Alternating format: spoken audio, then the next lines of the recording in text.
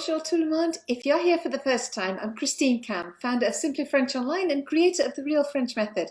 I help you speak French easily so you can have real conversations. That means realistic, effective, adventurous learning, rapidly building your confidence in speaking French. And I do this in free lessons like this, private lessons, and my superb conversation group, Conversation Cafe. Now today, we're looking at the weather, so let's get straight into the lesson. It's lesson 12 in a series, and this is on the weather. And we start with, quel temps fait-il? Quel temps fait-il? We start with the pronunciation, so don't pronounce the PS. Yes, it looks like temps, but hey. And we will pronounce the T. So you hear, quel temps fait-il? Run the T into the next part of il. Quel temps fait-il? Quel temps fait-il? Quel temps fait-il aujourd'hui? What's the weather like today? Quel temps fait-il aujourd'hui? Quel temps fait-il? Now, when I first started remembering this, I was thinking of Tom Cruise all the time. Seriously, just because it's like, quel temps fait-il? Moving on. Quel temps fait-il? We have, il fait beau. It's nice weather, so il fait beau, il fait chaud, and il y a du soleil, il y a du soleil.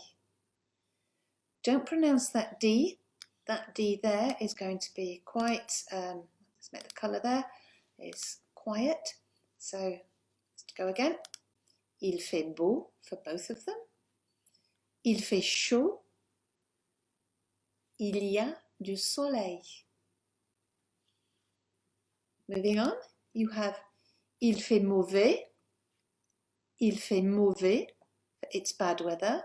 We'll just highlight that S there because not pronounced. So, quel temps fait-il? Tom Cruise is coming back again in my mind. Quel temps fait-il? Il fait mauvais, il fait froid, il fait froid, il y a du vent, il y a du vent. Let's go through those at full speed. Quel temps fait-il? Il fait beau, il fait chaud, il y a du soleil, il fait mauvais, il fait froid, il y a du vent. Moving on, quel temps fait-il? We have some grotty ones. Il pleut, very important for the garden right now. Il pleut. Again, we have another letter that's not pronounced. Let's get that highlighted. No T sound. Il pleut. Il pleut. Il y a du brouillard. Always slow down on that one. And here's, let's get that D highlighted. There we go. So we're not pronouncing the consonants on the end. So, du brouillard.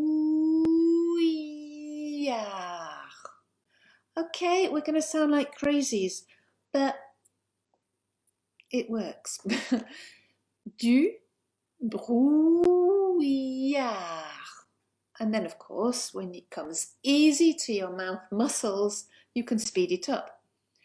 Du brouillard, du brouillard, du brouillard. I put these little E's, it's this I sound, in small because you don't want to make a big fuss of that, but it's there. Du brouillard. Il neige, il neige. Il y a des nuages. Il y a des nuages. That's a silent S on the end. Oh, there we go. Il y a des nuages. You'll also notice you don't hear that one either. There we go. Il y a des nuages. Now, moving on. This one causes a bit of a problem because people are often asking, what's the difference between une tempête and orage? So before we start, une tempête is generally, look, bigger. It's bigger than an orage, so I've put the letters in the appropriate sizes. I've picked a picture that's showing a bit more violence and aggression in the storm as to a kind of storm clouds, not necessarily chucking it down with rain and lightning and thunder. You might hear a rumble of thunder, but it's not as violent as une tempête. Obviously, those are just two pictures and you have a million variations in between. And also the T, if you want to remember the T, if you take the storm clouds across the top bar of the T and make the lightning come down, if you're a visual learner, that T is like the T of the storm there. It's coming down, okay? Or it could be the rain if you wish. Depends how you want to learn. So let's pronounce them. Il y a une tempête. Il y a une tempête.